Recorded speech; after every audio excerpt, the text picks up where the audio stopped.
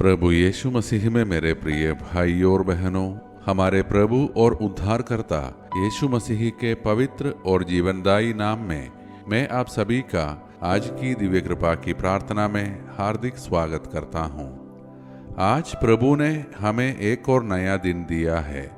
यह दिन उसकी दया, उसके प्रेम और उसकी नई कृपा का उपहार है। हम में से बहुत से लोग इस प्रार्थना में अपने परिवारों, बच्चों, स्वास्थ्य, नौकरी, आर्थिक आवश्यकताओं और अपनी अनेक मनोकामनाओं को लेकर जुड़े हैं।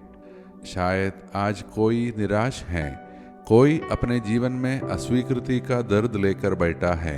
किसी को लगता है कि उसकी प्रार्थनाएं नहीं सुनी जा रही है और कोई अपने जीवन में अकेलापन अनुभव कर रहा है। लेकिन प्रभु आज हमसे कहता है, मैं तुम्हें जानता हूँ, तुम्हें बुलाया है और तुम्हें कभी नहीं छोड़ूंगा। आइए हम अपने मन को शांत करें और श्रद्धा के साथ परमेश्वर के पवित्र वचन को सुने। आज का हमारा मनन का वचन नबी आमोस का ग्रंथ से है, अध्याय 7 पद संख्या 10 से 17। आज के वचन में हम देखते हैं कि नबी आमोस परमेश्वर का संदेश सुनाते हैं, लेकिन याजक अमस्या उन्हें अस्वीकार कर देता है और कहता है कि वे यहाँ से चले जाएं।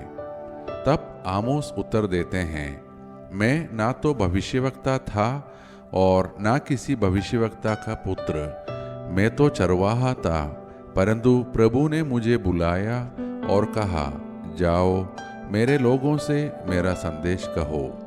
मेरे प्रिय भाई और बहनों, आज का यह वचन हमारे हृदय की गहराइयों को छूता है। आमोस कोई बड़ा व्यक्ति नहीं था।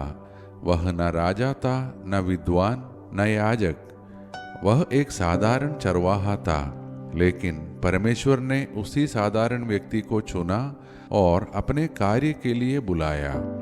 कितनी बार हम स्वयं को छोटा समझते हैं। हम कहते हैं, मैं कौन हूँ, मेरे पास क्या है, मैं क्या कर सकता हूँ। लेकिन परमेश्वर हमारी योग्यता नहीं देखता, वह हमारे हृदय को देखता है। कई बार जब हम सही काम करते हैं, सच बोलते हैं और परमेश्वर के मार्ग पर चलते हैं, तब हमें विरोध, अस्वीकृति और आलोचना का सामना करना पड़ता है। लोग हमें समझ नहीं पाते। कभी कभी हमारे अपने लोग भी हमारा साथ नहीं देते। यही आमोस के साथ हुआ, लेकिन उन्होंने अपना मिशन नहीं छोड़ा, क्योंकि उन्हें पता था कि उन्हें मनुष्यों ने नहीं बल्कि परमेश्वर ने बुलाया है। प्रिय भाइयों और बहनों, शायद आज हम भी किसी संघर्ष से गुजर रहे हैं। शायद लोग हमें नहीं समझते। शायद हमारी अच्छाई का उत्तर बुराई से मिला है। शायद हमारी प्रार्थनाओं का उत्तर अभी तक नहीं मिला। आज प्रभु हमसे कहता है, मैंने तुम्हें चुना है, मैं तुम्हारे साथ हूँ, निराश मत हो। जो कार्य मैंने तुम्हारे जीवन में शुरू किया है, उसे मैं पूरा भी करूँगा। कभी कभी परमेश्वर हमें ऐसे मार्ग पर ले जाता है जहाँ केवल उसका हाथ ही हमें संभाल सकता है, ताकि हम सीखें कि हमारा भरोसा मनुष्यों पर नहीं बल्कि केवल उसी पर होना चाहिए। इसलिए आज अपने जीवन के हर दर्द, हर अस्वीकृति और हर चिंता को हम प्रभु के हाथ में सौंप दें और पूरे विश्वास और भरोसे के साथ मिलकर हम प्रार्थना करें। हे प्रेममय और दयालु परमपिता परमेश्वर, आज हम कृतज्ञ हृदय से आपके चरणों में आते हैं। इस नए दिन, इस जीवन और आपकी अनगिनत कृपाओं के लिए हम आपका धन्यवाद करते हैं। हे प्रभु, कई बार हम स्वयं को छोटा, कमजोर और अयोग्य समझते हैं, लेकिन आज आपने हमें याद दिलाया कि आप साधारण लोगों के द्वारा भी असाधारण कार्य करते हैं। हमें अपनी बुलाहट को पहचानने की कृपा दीजिए। जब लोग हमें अस्वीकार करें, तब हमें आपकी उपस्थिति का अनुभव हो। जब हम अकेले हो, तब हमें यह विश्वास दीजिए कि आप हमारे साथ हैं। हे प्रभु, हम अपने परिवारों को आपके चरणों में समर्पित करते हैं। हमारे घरों को प्रेम, शांति, स्वास्थ्य और आनंद से भर दीजिए। हमारे परिवारों से हर प्रकार का भय, कलह और निराशा दूर कीजिए। हम अपने बच्चों को आपके हाथों में सौंपते हैं, विशेष रूप से उन बच्चों को जो पढ़ाई, नौकरी या अन्य कारणों से घर से दूर है।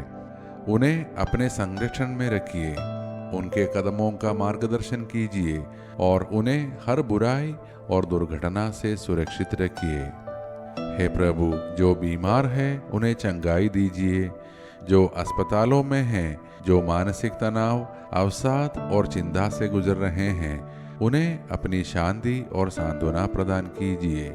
हे प्रभु, जो बेरोजगार है उन्हें रोजगार प्रदान कीजिए, जो आर्थिक कठिनाइयों से संघर्ष कर रहे हैं उनके लिए नए अवसरों के द्वार खोल दीजिए।